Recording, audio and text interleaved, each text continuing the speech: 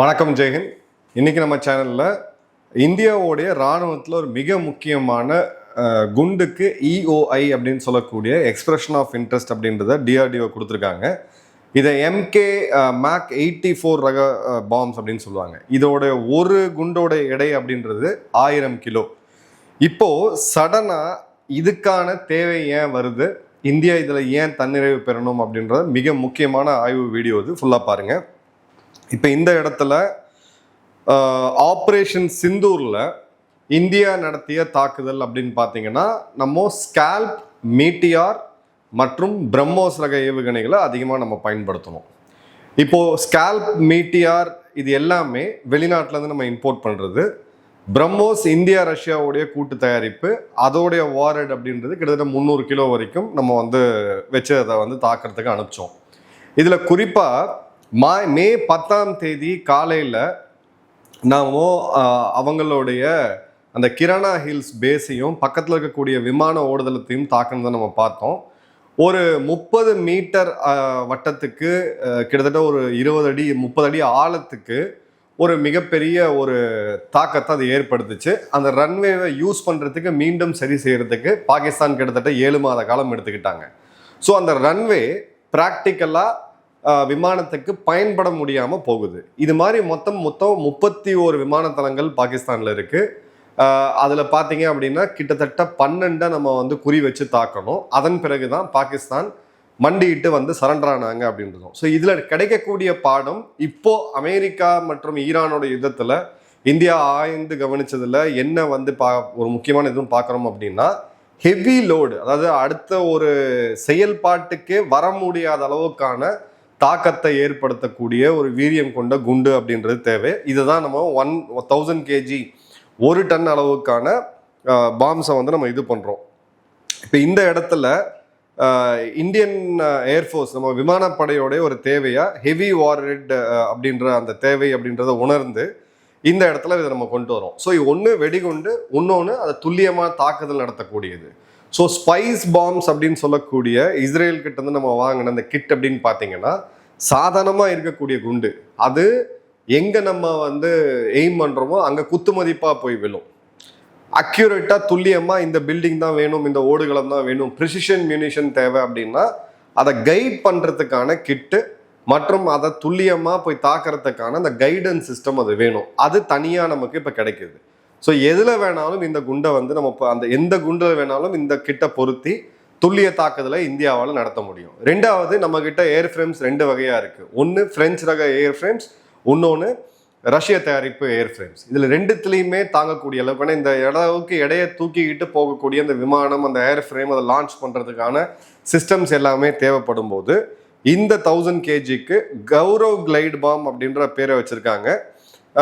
இது சிந்தூருக்கு பிறகு சிந்தூர் 2.0 அப்படின்னு நடந்துச்சுன்னா அந்த இடத்துல இது ஒரு மிகப்பெரிய தாக்கத்தை ஏற்படுத்தும். பட் இதோடைய வடிவமைப்பிலிருந்து சோதனை செய்து பயன்பாட்டுக்கு வரத்துக்கு 2.5 வருட காலம் எடுக்கும் அப்படின்றத நம்ம பார்க்கலாம். இந்த மாதிரியான போர் சூழலில், ஈரான் நடக்கக்கூடிய போர் சூழலில் நமக்கு ஒரு நல்ல வாய்ப்பும் ப்ரெசென்ட் ஆகுது. இந்த மாதிரி நேரத்தில் பங்கு சந்தை சரிவை நம்ம ஜென்ரலாக பார்க்கலாம். நல்ல பங்குகள் அதோடைய வேல்யூ ரொம்ப கம்மியாகி இந்த இடத்துல வித்துக்கிட்டு இருக்கோம்.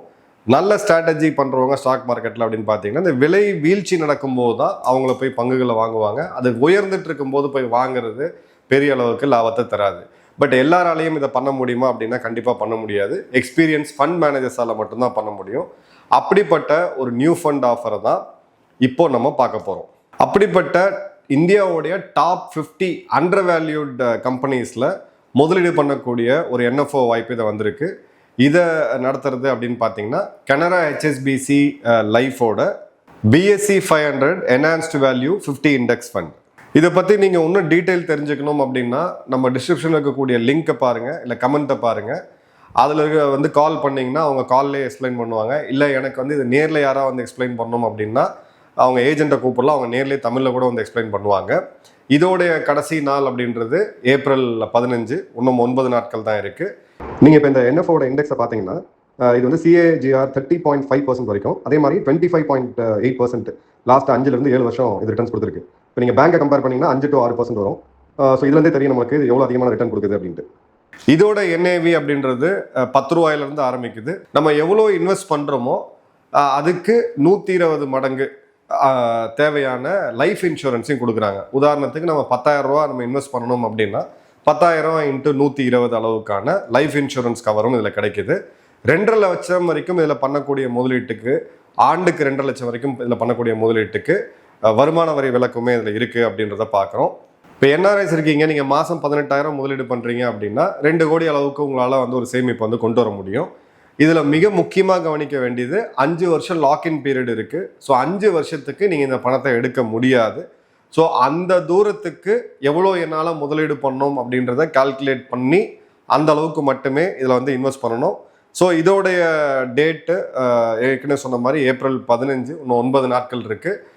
நம்மளுடைய கமெண்ட் பாக்ஸில் மற்றும் டிஸ்கிரிப்ஷனில் இதுக்கான லிங்க் இருக்குது. அதில் வந்து நீங்கள் கேட்ட ஆலோசனைகள் பெறலாம், உங்களுக்கு தெளிவுகள் இதை பெற முடியும்.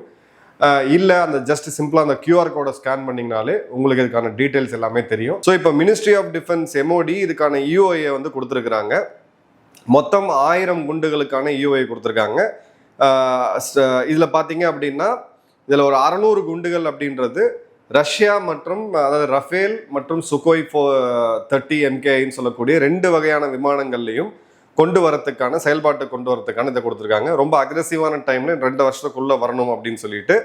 ஏன்னா இது வந்து நமக்கு புதுசாக நம்ம வடிவமைக்கல. Gaurav long range guide bomb அப்படின்றது 1000 kg எடை கொண்டது. இது ஏற்கனவே நம்ம சோதிச்சிருக்கோம். சுகோய் 30 MKIல 100 கிலோமீட்டர் எதிரி எங்கே அதை தாக்கணுமோ அங்கேருந்து 100 கிலோமீட்டர் தூரத்தில் நம்ம ஏவுனதை நம்ம பார்த்தோம். ஸோ இந்த இடத்துல நமக்கு இது வந்து புது ஒரு விஷயம் கிடையாது. பட் மாஸ் ப்ரொடக்ஷனில் 1000 குண்டுகளுக்கான ஆர்டரை இப்போ இந்தியா கொடுக்க போகிறாங்க அப்படின்றத பார்க்குறோம். இந்த இடத்துல ஒரு பனிஷ்மெண்ட் இல்லை, ஒரு பினிட்டிவ் ஏர் கேம்பெயின்னு சொல்லக்கூடிய இடத்துல, அதாவது ஒரு பயங்கரவாத தாக்குதலுக்கு நம்ம ஒரு தீவிரவாத முகாம்களை கையை வச்சோம், அதை தாக்கி அழிச்சோம். பதிலுக்கு அவங்க விமானப்படையை வச்சு ஒரு தாக்குதல் நடத்தினாங்க. அதற்கு பதிலடி கொடுக்கறதுக்கு நம்ம இப்போ கடைசியாக பயன்படுத்தினது ஒரு 250 kg அளவுக்கான குண்டுகள் தான். அதன் பிறகு 500 kg அளவுக்கான குண்டுகள் இதில் பயன்படுத்தப்பட்டதா செய்திகள் வருது. பட் நம்மளால் உறுதி செய்ய முடியல. அது வந்து பார்த்தீங்க அப்படின்னா ஓரளவுக்கு டேமேஜை கொடுத்துருக்கு. உதாரணத்துக்கு அவங்களுடைய பொலாரி, ஜெகோபாபாத் போன்ற விமான நிலையங்களுடைய ஓடுகளங்கள். இப்போ இந்த 1000 kg அப்படின்றது குறிப்பாக ரன்வே, அதே மாதிரி ஏர்கிராஃப்ட் ஷெல்டர்ஸு, அவங்களுடைய சாப் எரிக்கை கிட்டத்தட்ட 3000 கோடி மதிப்புள்ள விமானம் அதை பார்க் பண்ண இடத்துல பிரம்மோஸ் துல்லியமாக தாக்குதல் நடத்தி அதை அழிச்சதை நம்ம பார்த்தோம். ஸோ அந்த மாதிரியான ஏர்கிராஃப்ட் ஷெல்டர்ஸு, கமாண்ட் பங்கர்ஸு, அதன் பிறகு பார்த்தீங்கன்னா அம்யூனிஷன் பாயிண்ட்ஸு, பிரிட்ஜஸ், பாலங்கள், அதே மாதிரி பார்த்தீங்கன்னா ஃபியூவல் இன்ஃப்ராஸ்ட்ரக்சரு, அதே மாதிரி மலைப்பகுதிகளில் இருக்கக்கூடிய இன்ஃப்ராஸ்ட்ரக்சர், ஒரு பேரழிவை ஏற்படுத்தக்கூடிய, தாக்கம் ஏற்படுத்தக்கூடிய குண்டுகளுடைய தேவையை இப்போ விமானப்படை அப்படின்றது உணர்ந்திருக்கிறாங்க. ஸோ இதில் 3 விஷயம் அவங்க வந்து போகிறாங்க. ஜென்ரலாக பார்த்தீங்கன்னா ஒரு 100-50 அந்த மாதிரி தான் ஆர்டர் கொடுப்பாங்க. இந்த முறை மாஸ் ப்ரொடக்ஷன் கிட்டத்தட்ட 1000 குண்டுகள் ஆர்டர் கொடுக்குறாங்க. ஸோ மாஸ் ப்ரொடக்ஷன் பண்ணுறாங்க. இதோட ரிப்பீட்டபிள் ஆர்டர், ரிப்பீட்டபிலிட்டின்னு சொல்லக்கூடிய ஆர்டர் அடுத்தடுத்து இருக்கும். அதே மாதிரி இதை ஃப்ளெக்சிபிளாகவும் வைக்கிறாங்க. எந்த விதமான ஏர் ஃப்ரேம்லையும் இதை வந்து பொருத்த முடியும் அப்படின்றத பார்க்குறோம். இப்போது இந்த மாஸ் அப்படின்றது ஒரே டார்கெட்டில் 2-3 குண்டுகளை அடுத்தடுத்து போட்டு அதை கம்ப்ளீட்டாக காலி பண்ணுறதுக்கான ஒரு இதை வந்து கொடுக்குது. அதே மாதிரி பார்த்தீங்க அப்படின்னா மீண்டும் மீண்டும் தாக்குதல் நடத்தணும் அப்படின்ற போது அதுக்கும் இது வந்து ஒரு இதை கொடுக்குது அப்படின்றத பார்க்குறோம், அட்வான்டேஜாக கொடுக்குது. அதே மாதிரி பார்த்தீங்க அப்படின்னா இதில் ஃப்ளெக்சிபிலிட்டியும் இருக்குது. அதாவது விமானத்தை உள்ளே கொண்டு போய் ஃப்ரீ ஃபாலில் இதை விளை வைக்க முடியும், இல்லை இந்த டெயில் கிட்ட பொருத்தி, இந்த கைடிங் கிட்ட பொருத்தி துல்லியமாக தாக்குதலும் பண்ண முடியும் அப்படின்றத பார்க்குறோம். ஸோ ஏர் டிஃபென்ஸ் எதிரியோடது எந்த அளவுக்கு இருக்குது. இப்போ முதல் மாதிரி நம்ம வந்து ஏர் டிஃபென்ஸை வீழ்த்திட்டோம் அப்படின்னா நம்ம ப்ரிசிஷன் கைடட் மியூனிஷனுக்கு தேவை கிடையாது. ஏன்னா அது வந்து கொஞ்சம் காஸ்ட்லியான விஷயம். நேரடியாகவே அந்த டார்கெட்டுக்கு மேலே போய் போட முடியும் அப்படின்றத பார்க்குறோம். ஸோ நமக்கு வந்து இப்போ இது ஒரு பெரிய இந்த இடத்துல வெறும் ஒரு குண்டு அப்படின்னு மட்டும் நம்ம பார்க்கக்கூடாது. ஏன்னா இது ஒரு ஸ்ட்ராட்டஜிக்கான ஷிஃப்ட்டு. இதுக்கு முன்னாடி ஒரு பனிஷ்மெண்ட் ஸ்ட்ரைக்கை நம்ம ஒரு மாடலாக வச்சுருந்தோம். உதாரணத்துக்கு ஆஃப் சிந்தூராக இருக்கட்டும், இல்லை பாலகோட்டாக இருக்கட்டும். இப்போ நம்ம சப்ரஷன் மாடலுக்கு மாறுறோம். சப்ரஷன் மாடல் அப்படின்றது எதிரி மீண்டும் அந்த தளத்தை வந்து உபயோகப்படுத்த முடியாத அளவுக்கு, அட்லீஸ்ட் ஒரு குறைந்தது ஒரு 5-6 மாதம் உபயோகப்படுத்த முடியாத அளவுக்கு, இல்லை அதை கம்ப்ளீட்டாக நிர்மூலமாக்கக்கூடிய தாக்குதலை நடத்தக்கூடிய வல்லமையை இந்த குண்டு அப்படின்றது கொடுக்குறோம். ஸோ இந்த குண்டு அப்படின்றது நமக்கு வந்து கொடுக்கும். ஸோ இந்த இடத்துல ஃபஸ்ட்டு நம்மளுடைய மிஷன் அப்படின்றது அவங்களுடைய ரேடார்களை தாக்குறது, கண்ணை குருடாக்குறது. அதன் பிறகு அவங்களுடைய ஏர் டிஃபென்ஸ் சிஸ்டத்தை, அந்த மிசைல்ஸ் லான்ச்சஸை வந்து தாக்குறது. அதன் பிறகு அந்த ரன்வேஸை, விமானப்படையை வச்சு தாக்குதல் நடத்தக்கூடிய அந்த வலிமையை முறியடிக்கிறதுக்கு ரன்வேஸ், அங்கே இருக்கக்கூடிய ஓடுதளத்தை செயல்பட முடியாமல் செய்கிறது. அதன் பிறகு அவங்களுடைய மிக முக்கியமான இன்ஃப்ராஸ்ட்ரக்சரில் கை வைக்கிறது. இந்த 5 இதில் ரொம்ப முக்கியமாக இந்த வந்து 1 டன் குண்டு அப்படின்றது ரொம்ப முக்கியமான ஒரு இடத்துல நம்ம இருக்கிறோம்.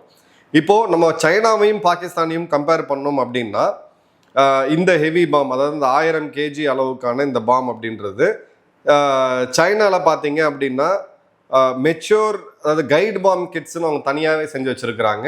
100 kgலேருந்து கிட்டத்தட்ட 2000 kg வரைக்கும் அவங்க கிளைம் பண்ணுறாங்க. எதில் வேணாலும் அதை ஃபிட் பண்ணி அவங்க அனுப்பலாம் அப்படின்ட்டு. இதே பார்த்தீங்க அப்படின்னா பாகிஸ்தான் கிட்ட இந்த மாதிரியான ஆயுதங்கள் கிடையாது. அதே மாதிரி ஸ்டாண்ட் ஆஃப் ஹெவி ஸ்ட்ரைக்கு, எங்கேருந்தோ கிளம்புற விமானம், உதாரணத்துக்கு நம்மளுடைய சூலூர் ஏர்பேஸ்லேருந்து ஒரு விமானம் கிளம்பி குஜராத் ரான் ஆஃப் கட்ச் எல்லை கிட்ட போய் ஒரு பாகிஸ்தான் மேலே ஒரு தாக்குதல் நடத்துகிறாங்க அப்படின்னு பார்த்தீங்கன்னா, சுக்கோய் 30 MKயில் 100 கிலோமீட்டர் தள்ளி இருந்தே இந்த ராக்கெட்ஸை வந்து நம்ம ஃபயர் பண்ணியிருக்கிறோம். அந்த வகையில் பார்த்தீங்க அப்படின்னா சைனா கிட்ட இது ஒரு ப்ரிசிஷன் பாம் எக்கோசிஸ்டம் ஏற்கனவே இருக்குது. இதுக்கு ரொம்ப காலம் முன்னாடி அதை அவங்க பண்ணதுனால ஓரளவுக்கு மெச்சோர்டாக இருக்கும் அப்படின்னு நம்பலாம். பட் யுத்த காலத்தில் ஒன்றும் அவங்க சோதிக்கல. பாகிஸ்தான் கிட்ட இந்த மாதிரியான கைடட் இன்வென்ட்ரி அப்படின்றது கிடையாது அவங்ககிட்ட. சைனா கிட்ட எக்ஸ்பெரிமெண்ட் பண்ணுறதான் வாங்கி யூஸ் பண்ணிட்டு இருக்காங்க. அதே மாதிரி ஏரியல் இன்டகிரேஷன், இதை மிச்ச விமானங்கள் இருக்கக்கூடிய எல்லா விமானங்கள்லையும் கொண்டு வரணும் அப்படின்றது. ஒன்று ரஷ்யாவோடைய தயாரிப்பு, இன்னொன்று பிரான்ஸோட தயாரிப்பு. சைனாவை பொறுத்த வரைக்கும் அவங்க கவலை இல்லை, ஏன்னா எல்லா விமானங்களையுமே சொந்தமே தயாரிக்கிறதுனால அந்த டெக்னாலஜி அவங்களுக்கு வந்து இன்டகிரேஷன் இருக்குது. பாகிஸ்தான்கிட்ட பார்த்தீங்கன்னா இந்த இன்டகிரேஷன்லையுமே அவங்க பெரிய அளவுக்கு ஸ்ட்ரகிள் ஆகுறாங்க. அதே மாதிரி பார்த்தீங்க அப்படின்னா வார் டைம் சஸ்டைனபிலிட்டி ரொம்ப ரொம்ப முக்கியமானது. இந்த இடத்துல இந்த வெடிகுண்டுகளை, இந்த மாதிரியான குண்டுகளை நம்ம வந்து வார் டைமில், போர்க்கால சூழலில் உடனடியாக நம்மளால் தயாரிக்க முடியுமா? இங்கே தான் இந்த சுயசார்பு அப்படின்றது மிக முக்கியமாக பங்கு வகிக்குது. வெளிநாடுகளை நம்பணும் அப்படின்னா இன்றைக்கி உலகம் முழுக்க போர் நடக்கக்கூடிய சூழ்நிலையை பார்க்குறோம். அவங்க நாட்டுக்கு தேவையானதை வச்சுக்கிட்டு தான் இன்னொரு நாட்டுக்கு கொடுப்பாங்க. அதே மாதிரி ஒரு ஃபேமஸான சிஸ்டத்தை நோக்கி போகணும் அப்படின்ற போது அதில் 100 கண்ட்ரிஸ் அதில் ஆர்டர் ஏற்கனவே கொடுத்துருப்பாங்க. உதாரணத்துக்கு G404 414 இன்ஜின்ஸ் நம்ம தேஜஸ்க்கு பார்த்தீங்கன்னா அதே இன்ஜினை பல நாடுகள் ஆர்டர் பண்ணியிருக்காங்க. துருக்கி ஆர்டர் பண்ணியிருக்கு, நாட்டோடைய பல நாடுகள் ஆர்டர் பண்ணியிருக்காங்க. ஸோ அந்த இடத்துல நமக்கு சப்ளை அப்படின்றது ஸ்ட்ரகிளாக இருக்கும். இண்டிஜினஸாக நம்மளே தயாரிக்கும் பொழுது இதை தங்கு தடையின்றி போர்க்கால சூழ்நிலையிலும் நம்ம வந்து உருவாக்கிக்கிட்டே இருக்க முடியும் அப்படின்னு பார்க்கலாம். இப்போ இந்தியாவுடைய இந்த புது பாம் அப்படின்றது 1000 கிலோ வெயிட்டு. டிஆர்டிஓடைய அந்த கௌரவ் சிஸ்டம்ஸ் அதுவும் பார்த்தீங்கன்னா ஏற்கனவே 1000 கிலோ வெயிட் இருக்கு. சைனா அது பார்த்தீங்க அப்படின்னா அவங்க அதிகமாக போகிறது 500 kg வரைக்கும் தான். 1000 2000 கிளைம் பண்ணாலும் அவங்க ஆர்சனலில் வச்சிருக்கிறது அப்படின்னு பார்த்தீங்கன்னா 500 கிலோ தான். ஸோ நமக்கு இது ஒரு பெரிய அட்வான்டேஜாக இருக்குது அப்படின்னு பார்க்குறோம். இந்த இடத்துல ஒரு ஃப்ரீ ஃபால் குண்டு அப்படின்றது எதிரியோட ஏர் டிஃபென்ஸ் அப்படின்றது அளிக்கப்பட்டிருக்கு. ஈரான் மாதிரி வந்து பெருமளவுக்கு அது சேதப்படுத்தப்பட்டு நம்ம விமானங்கள் சேஃபாக உள்ளே போக முடியும், அந்த இடத்துல பயன்படுத்த முடியும். இல்லாட்டி எல்லையில் ஒரு 100 கிலோமீட்டர் வரைக்கும் எல்லை கிட்ட போயிட்டு அங்கேருந்து எல்லையை ஒட்டி இருக்கக்கூடிய டார்கெட்ஸை இந்தியாவால் குறி வச்சு தாக்க முடியும் அப்படின்னு பார்க்குறோம். ஸோ இப்போ இந்த இடத்துல ஆப்ரேஷன் சிந்தூர் 2 இது ஒரு வரும்பொழுது, இல்லை அந்த டைமில் இந்த மாதிரியான குண்டுகள் நம்ம பயன்படுத்தணும் அப்படின்னா அவங்களுடைய ஏர்பேஸஸை கம்ப்ளீட்டாக காலி பண்ண முடியும். பாகிஸ்தானுடைய அட்வான்டேஜ்னு அவங்க இராணுவம் ஃபீல் பண்ணுறது வந்து அவங்க தரைப்படை கிடையாது, அவங்க விமானப்படை. ஒரு ஸ்ட்ராங்கான விமானப்படையை அவங்க வச்சிருக்கிறாங்க. உடனடியாக அவங்களால ரெஸ்பாண்ட் பண்ண முடியுது. அதற்கான பயிற்சி அவங்கக்கிட்ட இருக்குது. உடனடியாக அவங்க மீண்டும் மீண்டும் ஆப்ரேஷன் ஸ்விஃப்ட் ரிட்டார்ட் அப்படின்னு சொல்லி பதிலடிக்குன்னு சொல்லி பாலக்கோட்லேயும் சரி ஆப்ரேஷன் சிந்தூர்லேயுமே பார்த்தோம், அவங்க தரைப்படையை விட அதிகமாக நம்பினது விமானப்படை தான். ஸோ அந்த இடத்துல அவங்களுடைய மிலிட்ரி இன்ஃப்ராஸ்ட்ரக்சர் குறிப்பாக அந்த ரன்வேஸ் வந்து தாக்கி நம்ம அழிச்சிட்டோம் அப்படின்னா இவங்களால செயல்படவே முடியாத ஒரு சூழ்நிலை அப்படின்னு இருக்கும். அதுவும் நம்ம வந்து கம்ப்ளீட்டாக அவங்களுடைய 31 ஏர்பேஸை கை வைக்கணும்னு அவசியம் இல்லை. இந்திய எல்லையை ஒட்டி இருக்கக்கூடிய ஒரு 10 ஏர்பேஸை மட்டும் இந்தியா முற்றிலும் தாக்கி அழிச்சிட்டாங்க அப்படின்னா அவங்களுடைய விமானங்கள் மீண்டும் தரையிறங்கிறதுக்கு பலுச்சிஸ்தான் இல்லை கராச்சியை நோக்கி போக வேண்டிய சூழ்நிலை வரும், இல்லை குவைட்டாவை நோக்கி போக வேண்டிய சூழ்நிலை வரும். ஸோ அந்த இடத்துல அவங்களோட ஏர் சார்ட்டியோடைய டிஸ்டன்ஸ் அப்படின்றது அதிகமாகுது அப்படின்ற போது அவங்களால இந்தியாவுக்குள்ள ஒரு லெவலுக்கு தாண்டி ஊடுருவ முடியாது.